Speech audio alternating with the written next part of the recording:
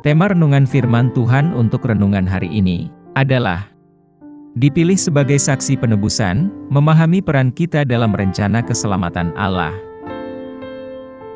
Ayat Alkitab yang kita baca sesuai bacaan Sabda Bina Umat GPIB hari ini adalah dari Yesaya 45 ayat 9 sampai ayat 13 yang berbunyi sebagai berikut.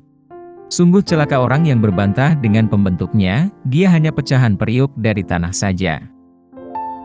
Bagaimana mungkin tanah liat berkata kepada pembentuknya, "Apa yang kau buat?" Atau yang telah dibuatnya itu berkata, "Engkau tidak punya tangan." Sungguh celaka orang yang berkata kepada ayahnya, "Mengapa aku dikandung sebagai anakmu?" Dan kepada ibunya, "Untuk apa sakit bersalin?" Beginilah firman Tuhan, yang Maha Kudus dan Pembentuk Israel, mengenai hal-hal yang akan datang. Bagaimana mungkin engkau mempertanyakan aku mengenai anak-anakku, atau memberi perintah kepadaku mengenai buatan tanganku? Akulah yang menjadikan bumi, dan yang menciptakan manusia di atasnya. Tangankulah yang membentangkan langit, dan akulah yang memberi perintah kepada seluruh tentaranya. Akulah yang menggerakkan Kores demi keadilan, dan segala jalannya akan kuratakan. Dialah yang akan membangun kotaku, dan melepaskan umatku yang ada dalam pembuangan, tanpa bayaran dan tanpa suap. Firman Tuhan semesta alam. Demikian pembacaan Alkitab. Haleluya!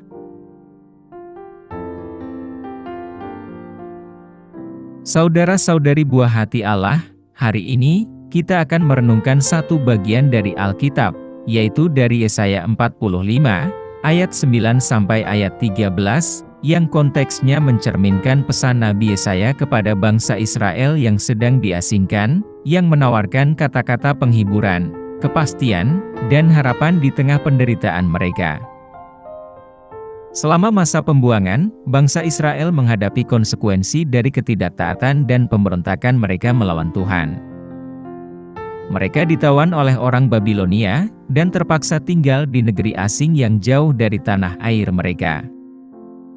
Dalam bacaan firman Tuhan hari ini, Tuhan berbicara melalui Yesaya, untuk mengingatkan umatnya akan kesetiaan dan kedaulatannya, meyakinkan mereka akan kuasanya untuk melepaskan mereka dari pembuangan, dan dalam menggenapi janji-janjinya.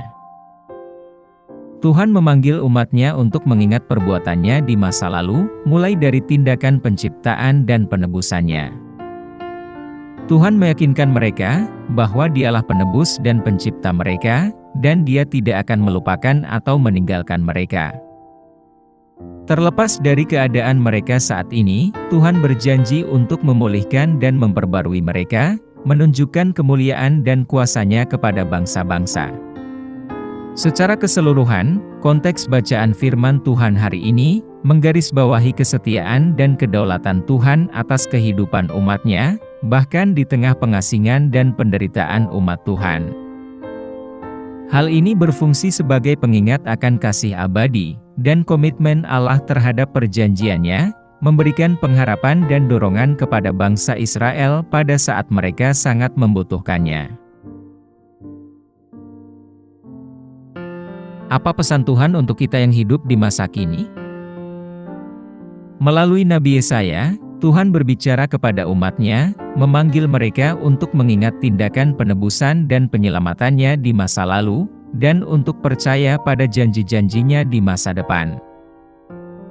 Dalam konteks kita saat ini, yang ditandai dengan ketidakpastian, ketakutan, dan keputusasaan, pesan Tuhan hari ini mau berbicara langsung ke dalam hati kita. Sama seperti bangsa Israel yang telah diasingkan oleh Tuhan, justru dipilih Tuhan untuk menggenapi rencana keselamatan Tuhan, demikian pula kita, sebagai orang percaya, dipanggil untuk mengambil peran kita dalam karya penebusan Allah. Terlepas dari tantangan dan hambatan yang mungkin kita hadapi, Tuhan telah memilih kita untuk menjadi duta kasih dan rekonsiliasinya di dunia yang rusak. Lebih jauh lagi, pesan Tuhan mengingatkan kita akan identitas dan tujuan kita sebagai wadah pilihan kasih karunia-Nya. Di dunia yang penuh dengan gangguan dan godaan ini, kita dipanggil untuk tetap teguh dalam komitmen kita kepada Tuhan dan kerajaan-Nya.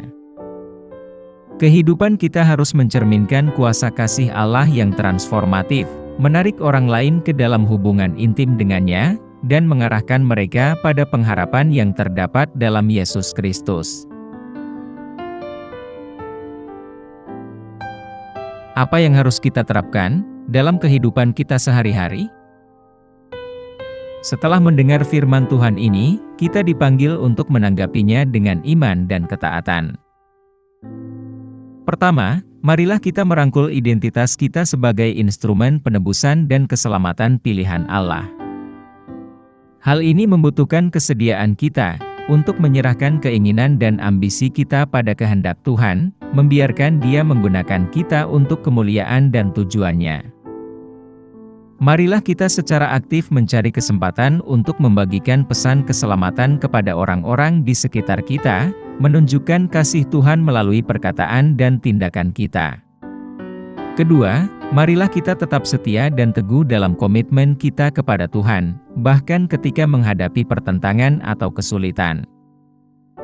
Sama seperti bangsa Israel yang diasingkan, dipanggil untuk percaya pada janji-janji Allah untuk pembebasan mereka, demikian pula kita dipanggil untuk percaya pada kesetiaan dan pemeliharaannya. Janganlah kita terombang-ambing oleh tantangan dan ketidakpastian hidup, tetapi sandarkan pengharapan kita pada karakter Tuhan yang tidak berubah. Terakhir, mari kita tanamkan semangat syukur dan pujian atas kebaikan dan kesetiaan Tuhan dalam hidup kita. Sebagai penerima rahmat-Nya yang terpilih, kita patut senantiasa bersyukur. Marilah kita panjatkan syukur yang setulus-tulusnya kepada Tuhan atas kasih, kemurahan, dan rezeki-Nya, dan marilah kita senantiasa memanjatkan doa pujian dan pemujaan kepada-Nya.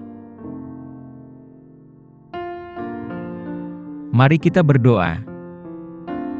Tuhan Yesus, kami berterima kasih kepada-Mu, karena Tuhan telah memilih kami untuk menjadi bagian dari rencana keselamatan-Mu. Mampukan kami untuk menjalankan peran kami sebagai wadah rahmat dan kasih-Mu, dan dengan setia mewartakan pesan penebusan-Mu kepada dunia yang membutuhkannya. Beri kami iman percaya pada kesetiaan dan penyediaan Tuhan, dan semoga hidup kami membawa kemuliaan dan kehormatan bagi nama Tuhan. Kami pohonkan doa ini dalam nama Yesus Kristus, Tuhan dan Juru Selamat kami. Amin. Kiranya Tuhan menguatkan kita, dan kasih karunia Tuhan Yesus menyertai kita.